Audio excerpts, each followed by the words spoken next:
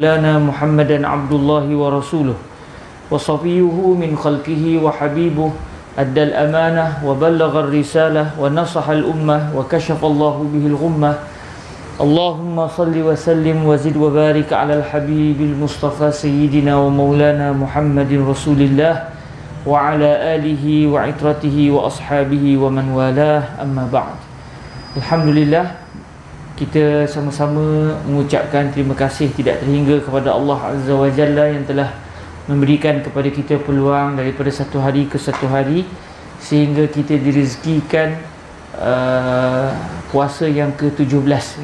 Hari ini hari yang ke-17 puasa. Malam tadi malam ke-17.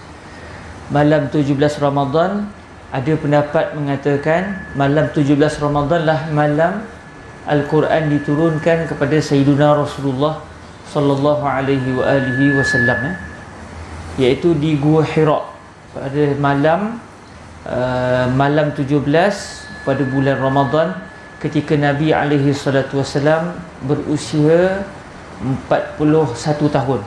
Maksud dia Nabi dah sempurna 40 tahun, Nabi mula masuk ke tahun yang ke-41 dari sudut usia.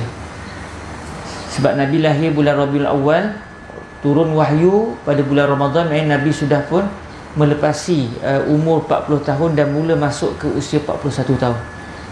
Ada yang kata 17 Ramadan, ada yang mengatakan 24 Ramadan. Ada yang kata 24 Ramadan, ada yang kata 17 Ramadan. Moga-moga Allah Subhanahu Wa Taala merezekikan kepada kita kebaikan, sehingga ada para ulama kata mungkin ketika wahyu surah Al-Alaq yang berbunyi Iqra bismi rabbikal ladzi khalaq khalaqal insana min 'alaq Iqra wa rabbukal akram alladzi 'allama bil qalam 'allamal insana ma lam ya'lam. 5 ayat yang mula-mula turun kepada baginda Nabi sallallahu alaihi wasallam. Ada para ulama mengatakan mungkin pada tahun itu malam Lailatul Qadr berlaku pada 17 Ramadan. 17 Ramadan. Maksudnya kita biasa dengar 10 malam yang terakhir. 10 malam yang terakhir itu, kata para ulama, moga-moga yang kuatnya adalah 10 malam yang terakhir. Tapi tak mustahil Lailatul Qadr berlaku sebelum tu lagi. Walaupun kemungkinan besarnya pada 10 malam yang terakhir, dan moga-moga yang lebih kuat adalah pada malam-malam ganjil. Tetapi bab kata guru kami Fadilatul Syekh Yusri bin Rushdi, bila Allah tutup daripada kita tahu bila tarikh tepat malam Al-Qadar itu, maka hikmah dia supaya kita menjadikan tiap-tiap malam itu kita bersangka itulah, mana tahu itulah malam Lailatul Qadr. Alhamdulillah, malam tadi pun kita sudah pun sama-sama solat tarawih, dan alhamdulillah pada pagi ini kita sambung dengan membaca hadis-hadis Rasulullah sallallahu alaihi wasallam. Moga-moga amalan kita diterima oleh Allah Subhanahu Wa Taala. Kita berada di hadis yang kelima, seingat saya. Hadis yang kelima, iaitu membaca kelebihan doa selepas wuduk dan solat sunat wuduk. Alhamdulillah, tiap-tiap hari kita akan berwuduk. Tetapi adakah kita melaksanakan ataupun tidak? Ataupun kita ambil wuduk terus pergi sembahyang, dan kita terlupa untuk melakukan satu ibadah yang mudah tetapi pahalanya kita akan tengok sangat dahsyat, sangat besar di sisi Allah Subhanahu Wa Taala. Hadis yang kelima, kelebihan doa selepas wuduk dan solat sunat wuduk. Solat sunat wuduk pun mungkin jarang-jarang kita laksanakan, tetapi secara tak sedar kita sebenarnya telah pun melakukan solat sunat wuduk dalam keadaan kita tak sedar. Kita akan tengok lepas ni. Bismillahirrahmanirrahim. Bi isnadina al-muttasil ila Sayyidina al-Imam Muslim ibn al-Hajjaj ibn Muslim al-Kushairi an-Naisaburi rahimahullahu subhanahu wa ta'ala, wa nafa'ana Allahu bi'ulumihi wa ulumi masyayikhihi wa talamizatihi wa qurra'i sahihihi wa sa'iri musannafatihi wa syurrahiha Allahumma amin. Bisanadihi an Uqbah bin Amir radhiyallahu ta'ala anhu qala kanat alaina ri'ayatul ibil faja'at nawbati farawwahtuha bi'ashi فأدركت رسول الله صلى الله عليه وآله وسلم قائما يحدث الناس فأدركت من قوله ma min muslimin yatawadda'u fayuhsinu wudu'ahu thumma yaqumu fayusalli rak'atain muqbilun 'alayhima biqalbihi wa wajhihi illa wajabat lahul jannah. Qal faqultu ma ajwada hadhihi fa idza qailun baina yadayya yaqul allati qablaha ajwad fa nazartu fa idza Umar radhiyallahu ta'ala anhu qal inni qad ra'aytuka ji'ta anifa qal ma minkum min ahadin yatawadda'u fayublighu aw fayusbighul wudu'a thumma yaqul ashhadu an la ilaha illallah wa anna muhammadan abdullahi wa rasuluh illa futihat lahu abwabul jannati thamaniyatu yadkhulu min ayyiha sya'a. Rawahu Muslim. Wa fi riwayati Tirmidzi bisanadina ilaihi wa bisanadihi an Umar bin al-Khattab radhiyallahu ta'ala anhu qala qala Rasulullah sallallahu alaihi wa alihi wasallam man tawadda'a fa ahsana al-wudu'a thumma qala ashhadu an la ilaha illallah wahdahu la sharika lah wa ashhadu anna muhammadan abduhu wa rasuluh Allahumma ja'alni minat tawwabin waj'alni minal mutatahhirin futihat lahu thamaniyatu abwabil jannah yadkhulu min ayyiha sya'a. Kita lihat saya datangkan di sini ada dua hadis yang menceritakan tentang doa selepas wuduk dan juga sembahyang sunat wuduk. Kita akan lihat satu persatu biiznillah. Terjemahan bagi hadis ini daripada Sayyidina Uqbah bin Amir. Sengaja saya hijaukan pada kalimah Uqbah itu supaya kita tahu bahawa Sayyidina Uqbah tu sahabat Nabi, manakala ayah beliau bukan sahabat Nabi. Jadi kita pun bila sebut nama sahabat, walaupun tak disebut radhiyallahu anhu, kita pun sebut radhiyallahu anhu. Sebagaimana kalau disebut nama Nabi alaihi salatu wasalam, kita akan berselawat ke hadrat baginda Nabi alaihi salatu wasalam. Jadi para sahabat pun begitu. Bila kita dengar nama sahabat, kita pun sebut radhiyallahu anhu. Cuma saya sendiri secara amanahnya kadang-kadang akan timbul sedikit masalah kalau sahabat yang disebut namanya itu kita tak berapa kenal sangat. Kalau yang glamour tak apalah, yang kita jarang-jarang dengar. Jadi kadang-kadang kita tak tahu ayahandanya juga sahabat ataupun tidak. Sebab kalau disebut nama seorang sahabat dan disebut nama ayahnya, kalau ayahnya juga sahabat, maka elok kita doakan kedua-duanya sekali. Kita sebut radhiyallahu anhu. Kalau ikut terjemahnya, dia akan jadi makna Allah telah meredai kedua-dua mereka. Tapi kata para ulama, walaupun cara ayat dia macam kita menyatakan satu berita, kita memberitahu Allah telah redha kepada dua orang sahabat ni. Tetapi yang dimaksudkan adalah doa, iaitu kita seakan-akan mengatakan kepada Allah, ya Allah, redailah kedua-dua mereka. Dalam bahasa Arab biasa kita jumpa begitu. Dia panggil khabariyatul lafzi, insyaiyatul ma'na. Dalam bahasa Arab kadang-kadang kita akan jumpa beberapa petikan secara lafaznya dia seperti menyatakan satu kenyataan. Contoh radhiyallahu anhu. Kalau ikut terjemah satu, Allah telah meredai beliau. Tetapi yang dimaksudkan bukan memberitahu, tapi yang dimaksudkan adalah kita memohon doa daripada Allah.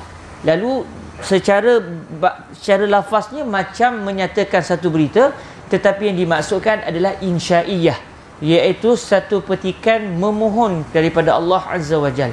Sebab tu kalau kita dengar ada satu orang sebut, berkata Al-Imam Asy-Syafi'i radhiyallahu anhu. Mungkin ada orang tanya soalan, kalau sahabat Nabi tak apalah, Allah Ta'ala sebut dalam Al-Quran radhiyallahu anhum wa radu anhu.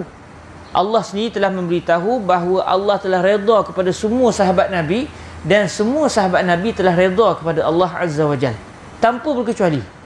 Sebab tu kalau ada sahabat-sahabat kita yang dia terkesan dengan Syiah, antara ayat yang dia perlu sama-sama dan kita juga perlu sama-sama amati adalah ayat ini, radhiyallahu anhum wa radu anhu.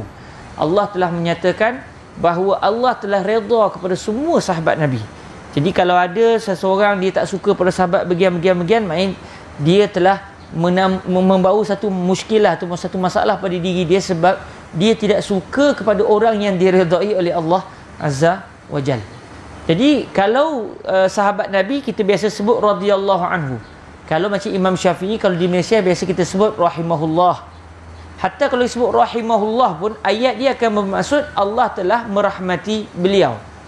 Persoalannya kalau orang timbul kepada kita, kamu tahu mana Allah telah redha kepada dia? Sebab nak tahu benda ni perlu kepada wahyu.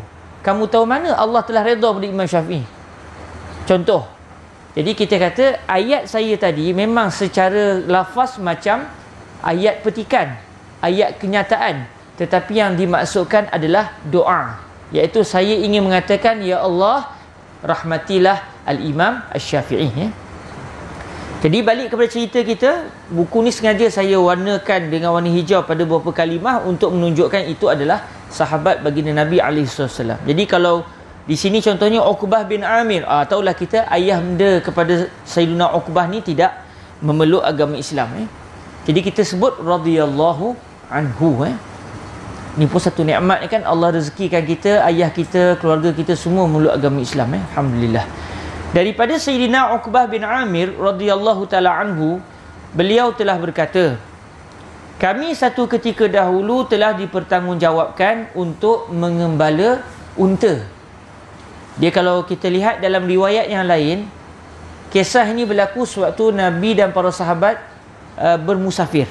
Bukan ketika Nabi SAW berada di Al-Madinah bermusafir. Bila Nabi musafir ni ada dua kemungkinan lah. Sama ada musafir untuk tujuan jihad fisabilillah, berperang, atau Nabi bermusafir untuk menunaikan ibadah di bumi Makkah Al-Mukarramah, iaitu sama ada haji ataupun umrah. Kami satu ketika dahulu telah dipertanggungjawabkan untuk mengembala unta. Jadi dalam riwayat yang lain disebut oleh kerana para sahabat dan juga Nabi SAW ketika itu dalam permusafiran, jadi kenderaan penting masa itu adalah unta. Jadi unta perlu dijaga kebajikannya, makannya, minumnya. Kalau unta tak sihat, macam mana nak teruskan perjalanan? Maka mesti ada orang yang ditugaskan menjaga unta. Lalu Nabi SAW buat jadual. Hari ini orang ni jaga, esok orang ni jaga.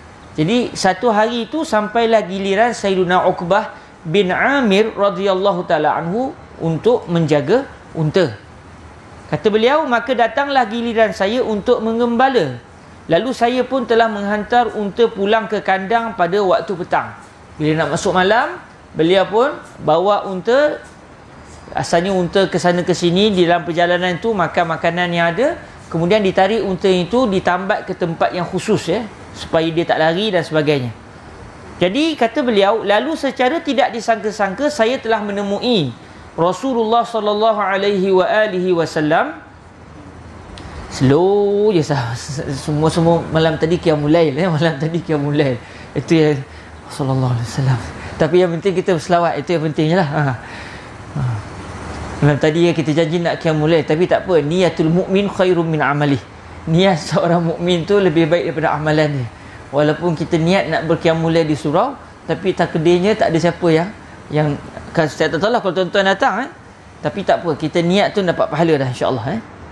Jadi kata Sayyidina Uqbah, lalu tak disangka-sangka sewaktu beliau nak hantar unta ke tempat ditambat tu, beliau tengok Nabi sedang berdiri dengan para sahabat.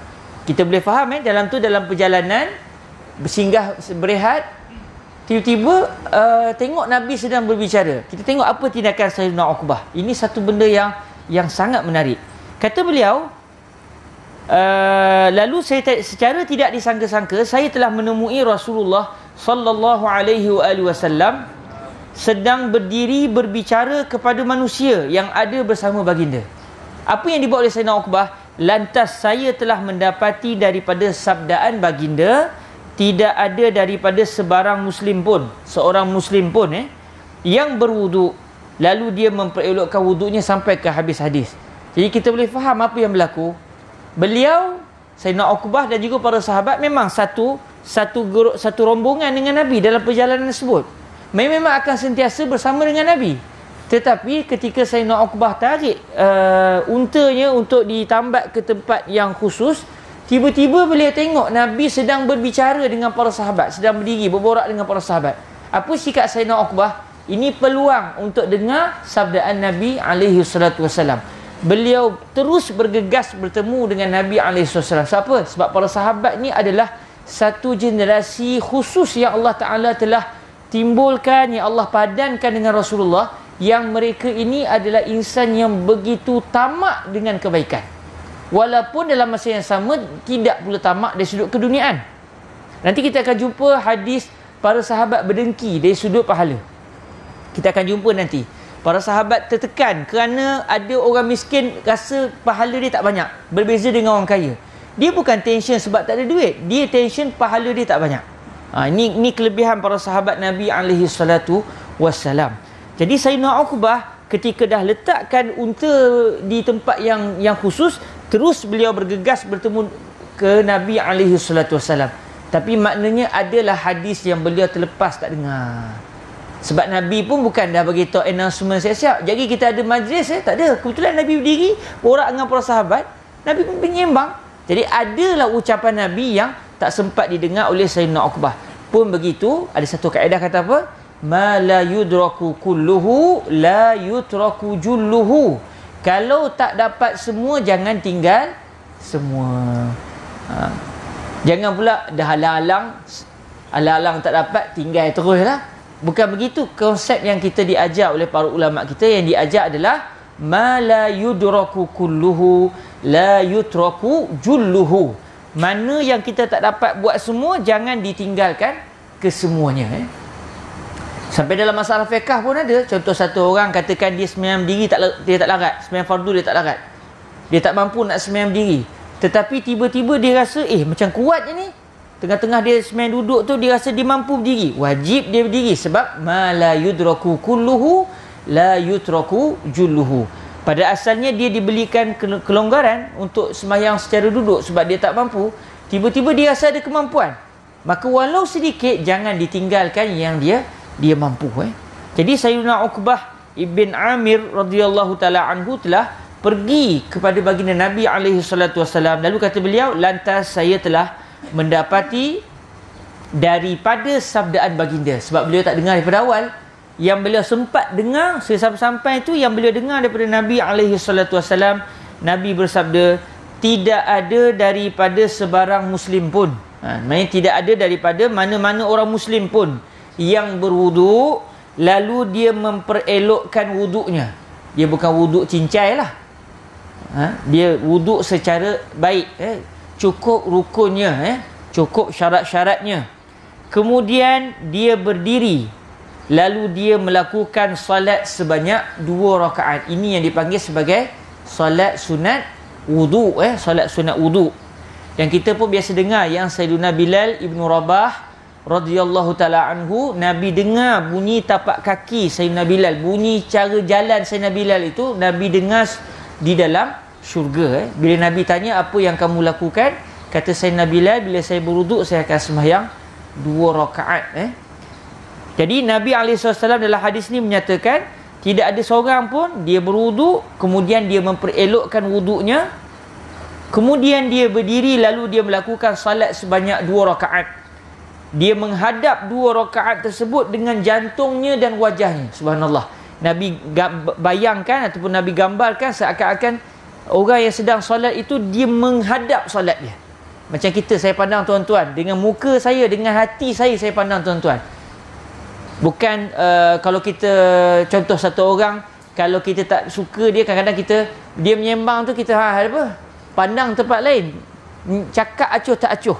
Dan kalau kita tengok dalam Nabi SAW, akhlak Nabi, kalau Nabi bercakap, Nabi akan bagi wajah Nabi kepada para sahabat. Kalau sedang berborak macam ni, tiba ada seorang sahabat bercakap, Nabi beralih. Jadi kita bagi seluruh badan kita kepada orang. Itu menunjukkan penghormatan kita kepada seseorang. Jadi Nabi kata dia sembahyang tu, dia menghadapkan wajahnya dan jantung hatinya kepada solat tersebut. Main dia sembahyang dengan penuh khusyuk, dengan penuh pengharapan kepada Allah Azza wa Jal. Apa yang akan dia dapat? Kata Nabi, melainkan syurga telah wajib untuknya.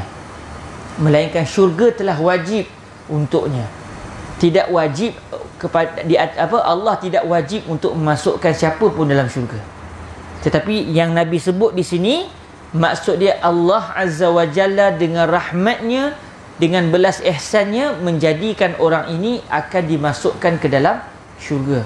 Sebab tidak ada seseorang boleh paksa Allah untuk masukkan dia ke syurga ataupun ke neraka. Syurga milik Allah, kita pun milik Allah.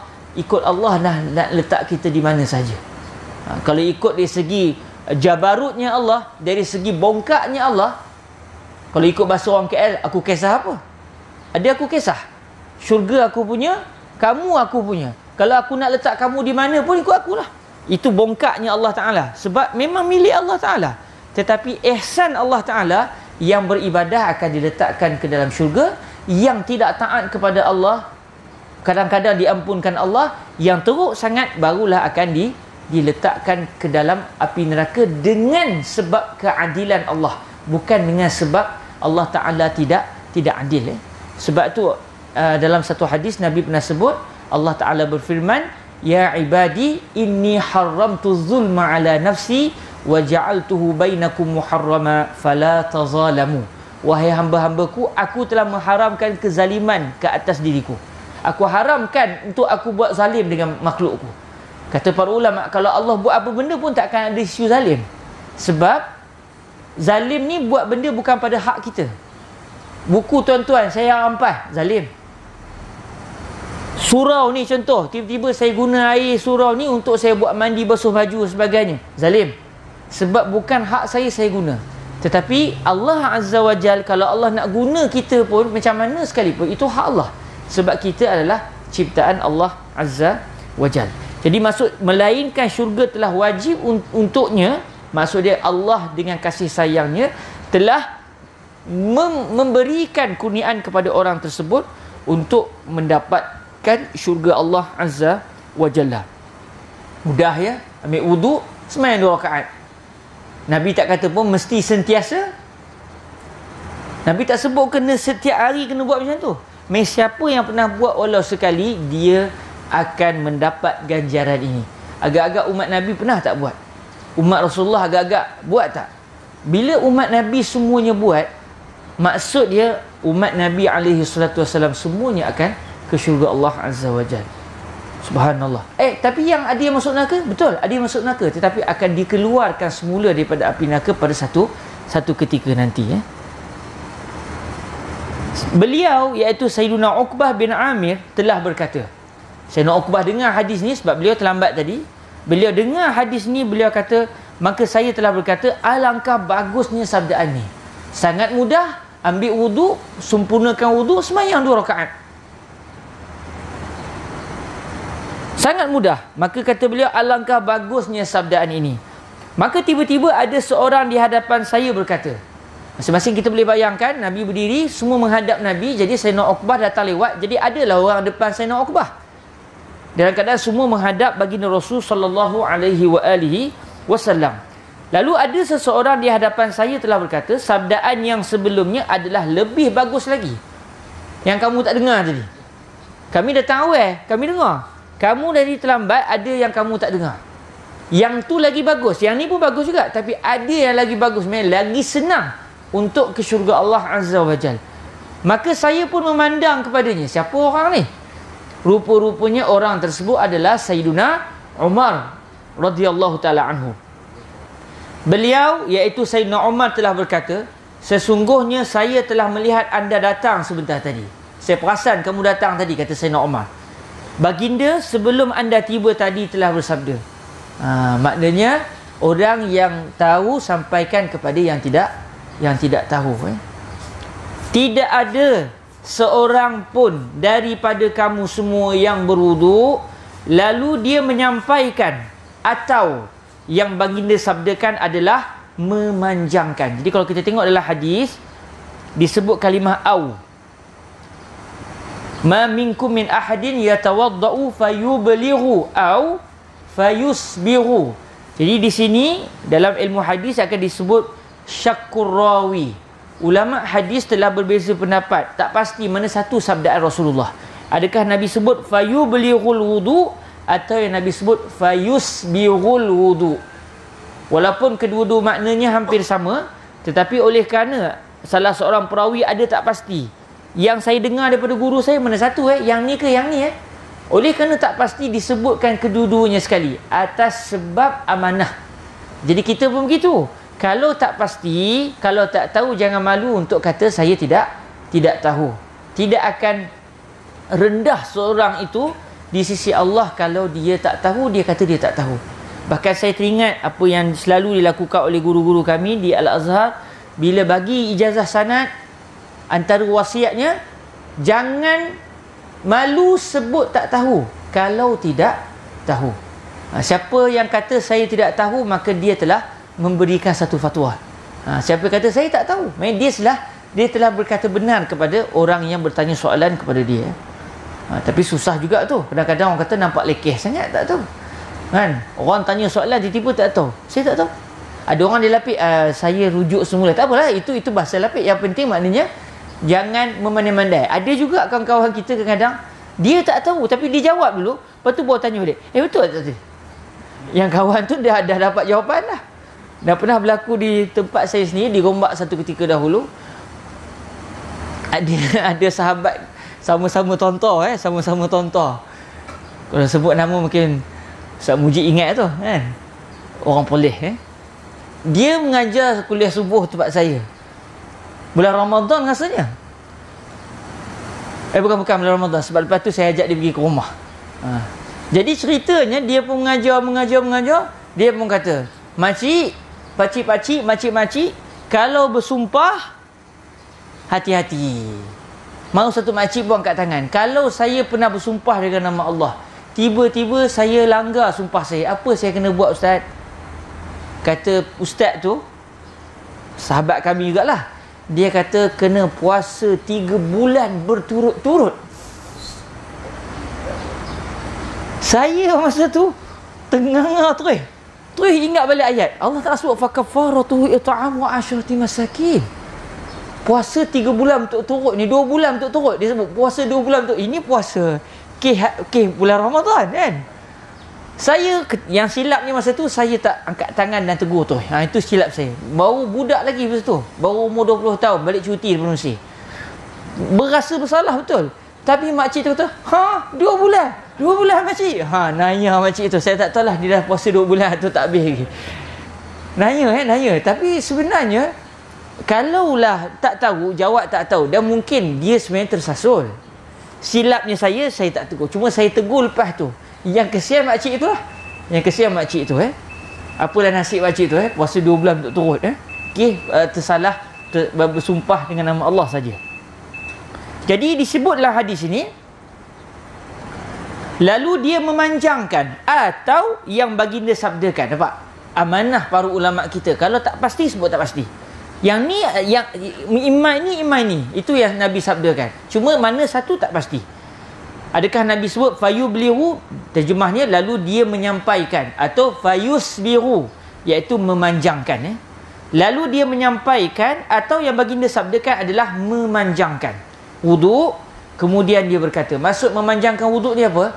Dia panggil isbaghul wuduk. Bila kita berwuduk, jangan hanya basuh yang wajib je, lebihkan sikit. Bila basuh muka, atas-atas sikit. Memang kalau basuh muka wajib basuh sikit kepala. Memang wajib basuh sikit kepala. Sebab kalau kita tak basuh sikit kepala, tak pasti kita telah membasuh muka dengan sempurna ataupun tidak. Cuma bila dah basuh sikit tu, boleh tak lebihkan sikit. Yang itu dia panggil isbaghul wuduk. Basuh tangan sampai ke siku, kita lebihkan sikit sampai ke ketiak contohnya, itu panggil isbaghul wuduk. Basuh kaki, kita lebihkan sampai ke ke betis, walaupun yang wajib hanya sampai ke buku lali. Jadi dipanggil isbaghul wuduk. Mudah je, kita berwuduk dan kita lebihkan. Kemudian dia berkata, lepas habis wuduk, dia pun berdoa, asyhadu an la ilaha illallah wa anna muhammadan abdullahi wa rasuluh. Yang bermaksud, saya bersaksi bahawa tiada Tuhan melainkan Allah, dan bahawa sesungguhnya Nabi Muhammad sallallahu alaihi wasallam adalah hamba Allah dan Rasulnya. Kata Nabi, tak ada orang yang buat macam ni, melainkan telah dibukakan untuknya pintu-pintu syurga yang jumlah pintu-pintunya adalah sebanyak 8 buah. Subhanallah. Dia nanti di akhirat nanti masa nak masuk syurga, dipersilakan pilih mana-mana pintu untuk masuk. Kita boleh bayangkan kalau orang tu, tuan ikut pintu ni ya.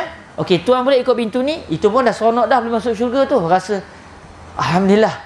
Tiba-tiba satu orang nak masuk, tuan pilihlah mana-mana pintu, dipersilakan.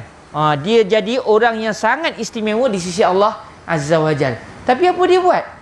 Ambil wuduk, sempurnakan wuduk, lepas tu doa, mengucap 2 kalimah syahadah dengan menyatakan asyhadu an la ilaha illallah wa anna Muhammadan abdullahi wa rasuluh.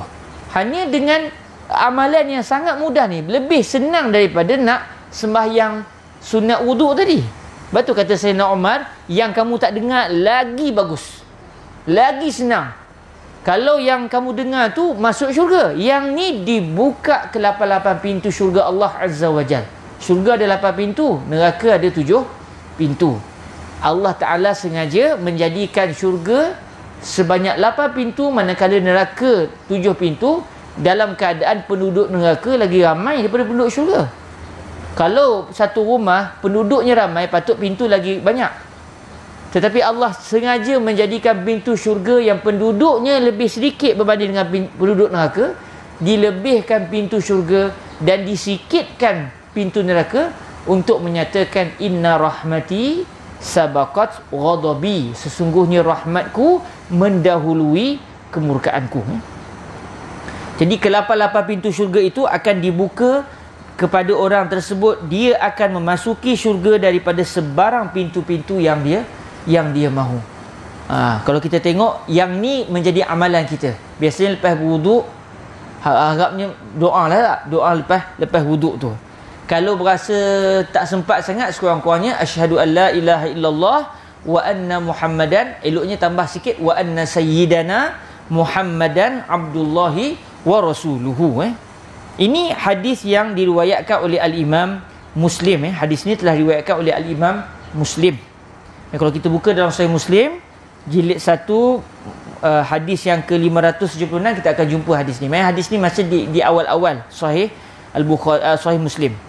Di dalam riwayat Al-Imam At-Tirmizi, dalam Sunan At-Tirmizi, daripada Sayyidina Umar bin Al-Khattab radhiyallahu taala anhu, beliau telah berkata, Rasulullah sallallahu alaihi wa alihi wasallam telah bersabda, barang siapa yang telah berwuduk lalu dia telah memperelokkan wuduknya, maksudnya dia sempurnakan rukun, syarat, dan dia melebihkan basuhan, dia panggil isbagul wuduk. Di akhirat kelak Nabi SAW akan kenal kita dengan sebab isbagul wuduk. Dia akan jadi bercahaya, wajah kita, anggota wuduk ni dia akan jadi bercahaya di akhirat kelak. Sebab itu siapa yang dia nak lebih cahaya, maka lebihkanlah kawasan basuhan dia. Jadi Nabi SAW bersabda, barang siapa yang telah berwuduk lalu dia telah memperelokkan wuduk, kemudian dia telah berkata, yang ni doa dia yang biasa kita dengar, yang agak panjang sikit berbanding dengan riwayat Imam Muslim. Asyhadu an la ilaha illallah wahdahu la syarikalah wa asyhadu anna Muhammadan abduhu wa rasuluh. Allahumma ja'alni minat tawwabin wa ja'alni minal mutatahhirin. Yang bermaksud, saya bersaksi bahawa tiada Tuhan melainkan Allah satu-satunya, tidak ada sekutu baginya. Maksudnya tidak ada syirik bagi Allah, tidak ada yang macam Allah Azza wa Jal, satu-satunya hanyalah Allah, tidak ada sekutu baginya. Dan saya bersaksi bahawa sesungguhnya Nabi Muhammad sallallahu alaihi wasallam adalah hamba-Nya dan Rasul-Nya. Istilah hamba ni mulia tuan-tuan. Sebab itu Allah Azza wa Jalla sebut dalam surah Al-Isra ketika membicarakan tentang peristiwa Nabi dibawa ke langit, dalam peristiwa Isra dan juga Mi'raj, Allah Ta'ala sebut subhanallazi asra bi'abdihi laila. Maha suci Allah yang telah menjalankan hamba-Nya. Bila Allah sudah mengatakan Nabi Muhammad adalah hamba, itu adalah satu pangkat yang sangat tinggi. Kerana yang kita nak adalah supaya kita sampai ke tahap kita rasa betul kita hamba Allah. Bila hamba, dia tak akan cakap banyak, dia tak akan petikai. Nama pun hamba, Dia bukan kawan Allah Ta'ala. Dia bukan satu geng dengan Allah Ta'ala, dengan maksud dia dengan Allah Ta'ala tu macam kawan-kawan. Tetapi dia adalah hamba. Bila hamba, apa disuruh dia akan buat, apa yang dilarang dia akan tinggal. Dia tak akan kata bagi pandangan saya, dia tak akan sebut begitu. Sebab dia bukannya sekutu bagi Allah. Dia adalah hamba pada Allah. Kita semua mau tak mau memang kita hamba Allah. Tetapi adakah kita betul-betul merasai kita hamba Allah atau tidak? Sebab tu bila Allah sudah menyatakan bahawa Nabi adalah hamba Allah, sebab tu kata guru kami Fadilatul Syekh Yusri bin Rushdi, ini adalah tahap tertinggi yang boleh dicapai oleh kita di dalam mencari keredaan Allah Azza wa Jal. Bila sampai Allah iktibar kita sebagai hamba, maknanya habislah.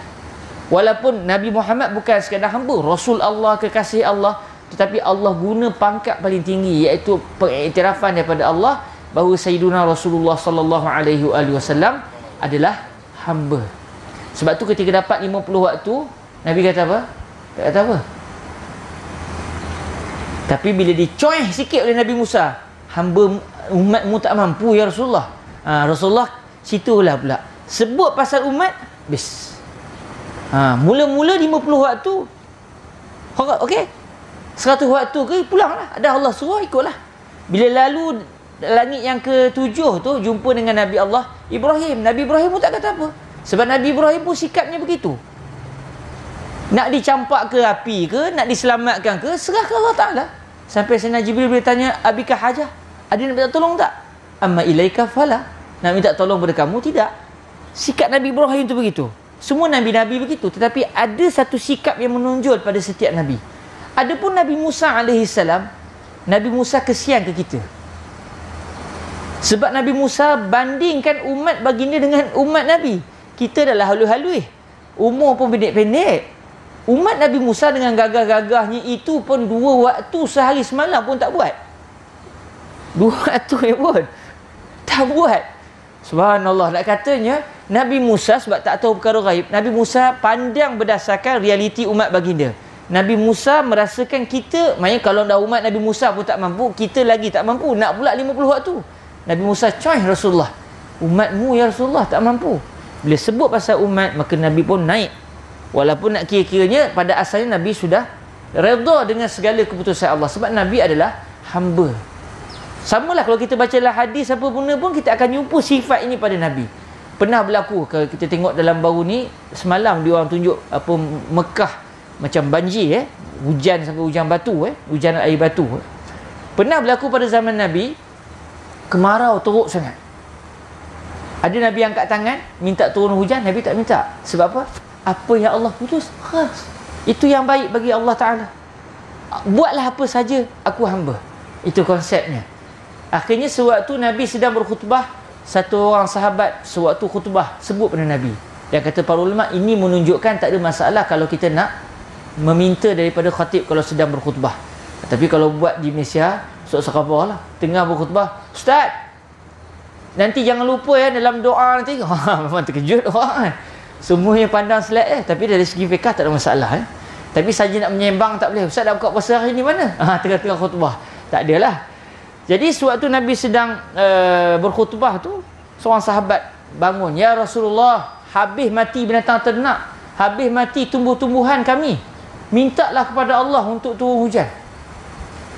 Padahal Nabi tak berdoa sebelum tu sebab redha dengan keputusan Allah. Tapi bila umat minta, Nabi pun angkat tangan.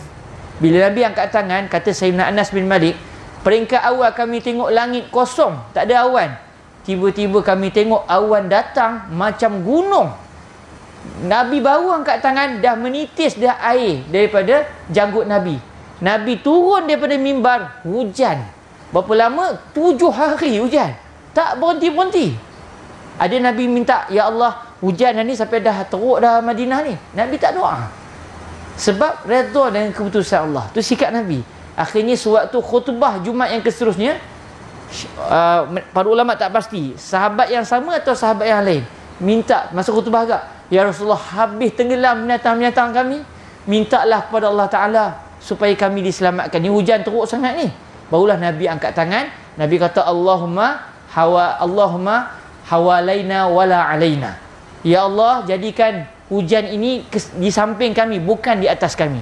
Lalu akhirnya Nabi buat isyarat begitu di langit, menyebabkan bila Nabi buat arah begitu, awan pun bergerak ke arah yang ditunjukkan oleh Nabi SAW.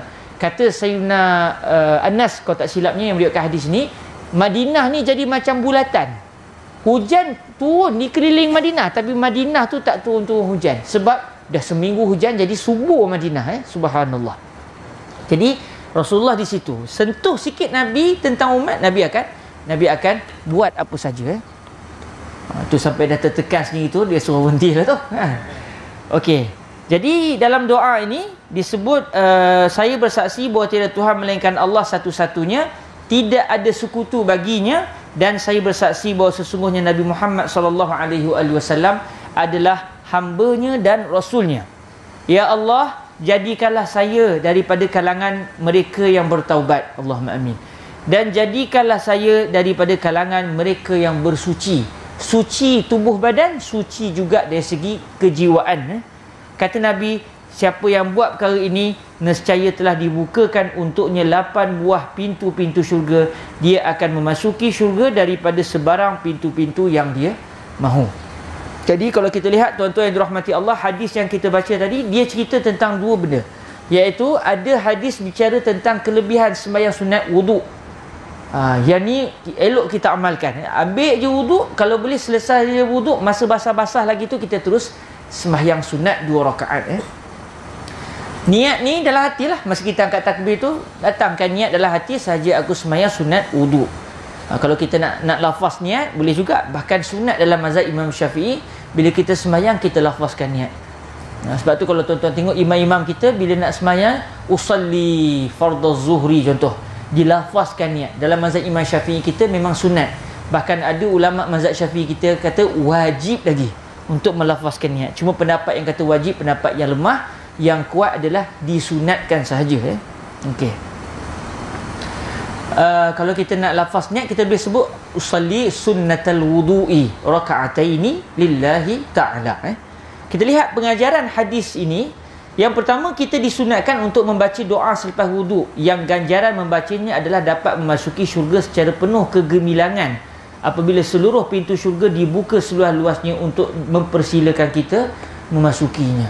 Subhanallah. Dengan menyebut nama Allah, dengan menyebut nama Nabi, menjadi orang yang istimewa di sisi Allah Azza wa Jalla. Sebab tu inilah kalimah yang kita nak pertahankan, iaitu la ilaha illallah Sayyiduna Muhammadun Rasulullah sallallahu alaihi wasallam. Kita nak bawa sampai kita meninggal dunia.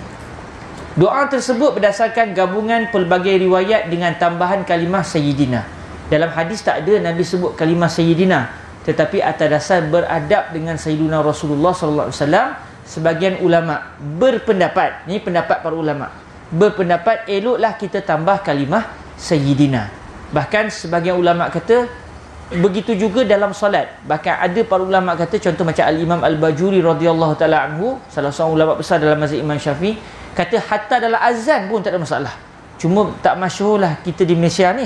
Biasanya kita bila azan, asyhadu anna Muhammadan Rasulullah. Tapi kalau di Jabatan Fatwa Mesir dan juga di masjid guru saya sendiri, Fadilatul Syekh Yusri, bila azan memang dia akan sebut asyhadu anna sayyidana Muhammadar Rasulullah. Jarang di Malaysia, tetapi dari segi fiqahnya tak ada masalah. Cuma kalau tuan-tuan buat, mungkin akan jadi terkejut orang sikit lah kan. Jadi kalau agak-agak nanti jadi isu, tak payah buat lah. Tapi kalau sama-sama kita je, mungkin boleh. Tapi kalau nak buat, memang tak ada masalah. Cuma saya sendiri dah terbiasa begitu. Kalau tuan-tuan suruh saya azan, kalau saya tersasul, minta maaf. Kalau saya tersasul, minta maaf. Masuk surah bawah lah. Okey. Jadi tambahan kalimah Sayyidina tu, bila kita tambah kalimah Sayyidina, dia akan jadi asyhadu an la ilaha illallah wahdah la syarikalah wa asyhadu anna sayyidana Muhammadan abduhu wa rasuluh. Allahumma ja'alni minat tawwabin wa ja'alni minal mutatahhirin. Yang kedua, kita disunatkan untuk melakukan salat sunat wuduk sebanyak 2 rakaat sahaja. Bukan banyak pun, 2 rakaat sahaja. Yang ganjarannya pula adalah dijanjikan untuk memperolehi syurga. Cuma kata para ulama kita dalam mazhab Al-Imam Asy-Syafi'i radhiyallahu taala anhu, sembahyang sunat wuduk ni macam sembahyang sunat tahiyatul masjid. Apa sahaja sembahyang yang kita lakukan bila masuk masjid, dianggap tahiyatul masjid. Sebab yang diminta kita masuk solat, walaupun solat sekalipun, hatta kalau kita masuk untuk sembahyang fardu sekalipun. Cuma surau kita sebab belum lagi statusnya masjid. Jadi kalau kita pergi masjid tu, pergi masjid Ubudiyah, kita nak pergi sembahyang, tiba-tiba orang dah qomat, tak ada nak sembahyang sunat tahiyatul masjid, kita pun angkat takbir sembahyang fardu zuhur 4 rakaat, Allah bagi juga pahala tahiyatul masjid. Apa saja sembahyang. Jadi kata para ulama, macam tu juga sembahyang sunat wudu. Apa saja sembahyang yang kita lakukan selepas berwudu. Sebab tu saya sebut tadi, kita sebenarnya sudah mengamalkan. Kerana biasanya lepas wudu kita akan sembahyang, sama ada sembahyang fardu atau sembahyang sunat qabliyah dan sebagainya. Jadi secara tidak langsung kita sudah melakukan sembahyang sunat wudu. Jadi apa saja sembahyang yang kita lakukan sewaktu masih lagi kita baru saja lepas berwudu, maka dia akan dinamakan solat sunat wudu. Kalau kita sembahyang fardu sekalipun, Allah Ta'ala akan bagi pahala macam kita telah pun melakukan sembahyang sunat wudu. Jadi Alhamdulillah, biasanya lepas wudu kita akan sembahyang. Jadi kita akan direzekikan oleh Allah Azza wa Jalla dengan janji Nabi yang tidak berdusta sama sekali, yang kita semua akan bertemu di syurga kelak biiznillah subhanahu wa ta'ala. Dan yang ketiga, orang yang berwuduk disunatkan untuk memanjangkan basuhan dan sapuan terhadap anggota wuduk yang turut dikenali dengan istilah al-ghurrah wa tahjil. Al-ghurrah iaitu basuhan muka dilebihkan. Bila kita basuh muka sampai ke leher-leher ni, kita basuh tu biar bersungguh, atas-atas kepala sikit masa basuh muka.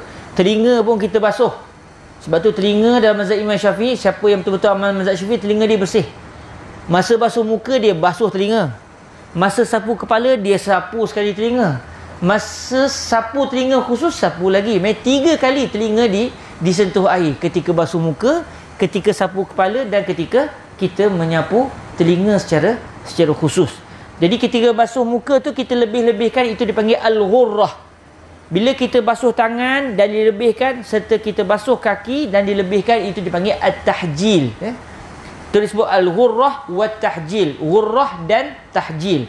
Jadi ghurrah basuhan muka yang lebih, kemudian tangan dan kaki itu dinamakan sebagai at-tahjil. Dalam masa yang sama, masa berwuduk juga kita disunatkan menyapu kepala seluruhnya. Dalam mazhab Imam Malik, wajib sapu kepala seluruhnya. Kalau di Maghribi, mazhab Maliki kan, yang ambil wuduk akan sapu kepala seluruhnya. Kita mazhab Syafi'i, sebab sunat kadang-kadang kita buat sikit je. Saya pernah di Masjid Azhar tu ambil wuduk sikit, orang Arab tegur, kulu ya am, basuh sapu semua kan. Oh, punya dia tak sedar yang dia bermazhab Maliki, yang kita mazhab Syafi'i.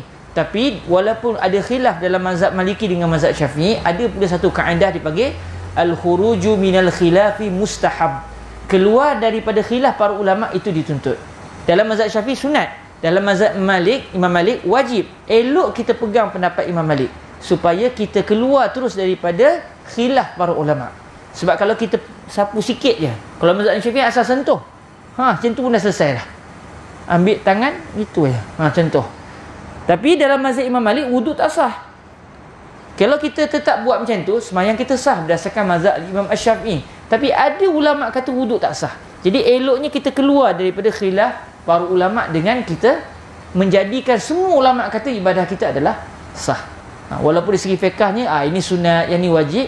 Sunat bukan maksudnya supaya kita nak tinggal. Sunat tujuannya supaya kita makin teruja, semakin semangat untuk melakukannya. Alhamdulillah, itulah beberapa perkara yang berkaitan dengan hadis ini. Yang terakhir tadi kita kata sunat memanjangkan basuhan. Tetapi memanjangkan kelas itu mungkin tidak disunatkan. Memanjangkan kelas itu mungkin tidak disunatkan. Nak pula malam tadi semua qiyamul lail. Jadi pagi-pagi ni mungkin nak rehat sikit. Jazakumullahu khairan. InsyaAllah ada rezeki kita akan masuk ke hadis yang ke-6 biiznillah subhanahu wa ta'ala. Ada sebarang soalan. Saya selalu terlupa nak tanya kalau siapa-siapa yang ada soalan. Tapi asal hadis kita hari ini mudah. Kalau ada soalan, tuan-tuan tanya je. Lagipun kita pun selalu jumpa. Silakan. Silakan bang.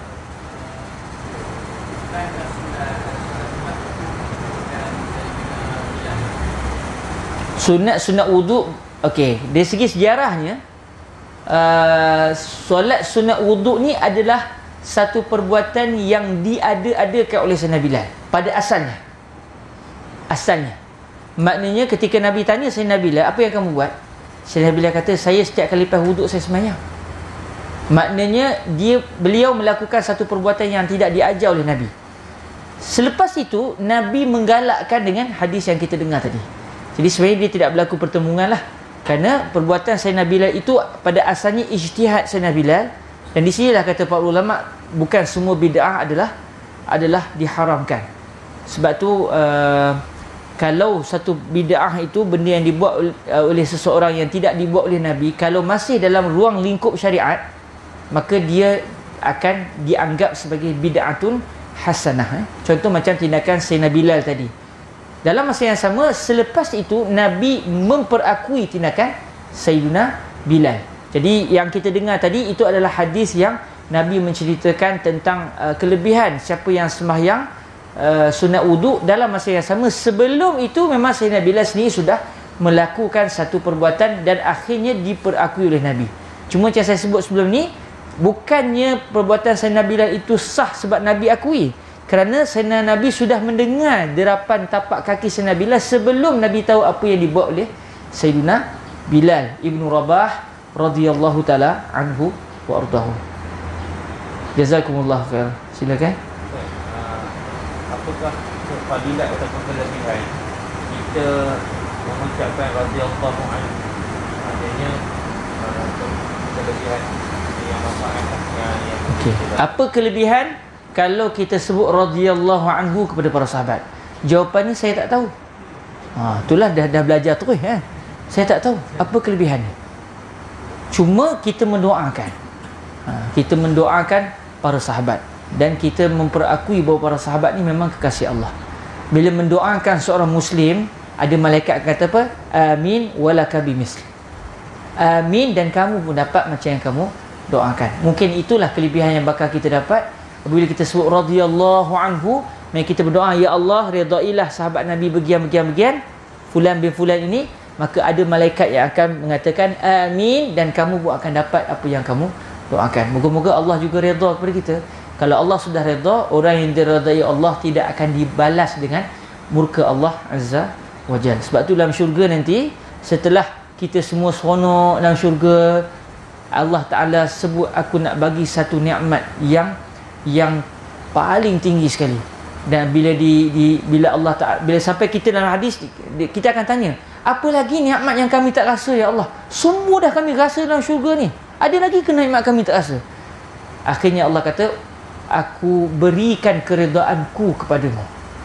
Maksudnya keredaan Allah ini adalah yang paling tinggi sekali. Sebab tu ada orang-orang yang dia sampai kepada satu tahap, dia beribadah bukan lagi untuk nikmat, dia beribadah untuk cari keredaan Allah Azza wa Jalla. Dan itulah nikmat yang tertinggi yang akan kita semua miliki di syurga kelak biiznillah subhanahu wa taala. Bila Allah kata, aku redha kepada kamu semua dan aku tidak akan murka kepada kamu, maknanya ketika itu ahli syurga sangat gembira, sebab mereka akan tahu kalau sudah diredai Allah, tidak akan disentuh lagi oleh api neraka Allah Azza wa Jalla. Mungkin itulah jawapannya, tapi secara amanahnya saya tak tahu. Cuma kalau kita pada dengan satu hadis lagi, mendoakan sahabat kita Muslim yang lain dalam keadaan dia tak tahu sama ada dia masih hidup atau dia sudah meninggal, maka kita termasuk dalam doa tadi, insya-Allah dengan diaminkan oleh malaikat, dan aminnya malaikat itu mustajab, tanda doa itu akan mustajab. Wallahu taala a'la wa a'lam. Okey, rasanya kalau teruskan lagi dia jadi makruh.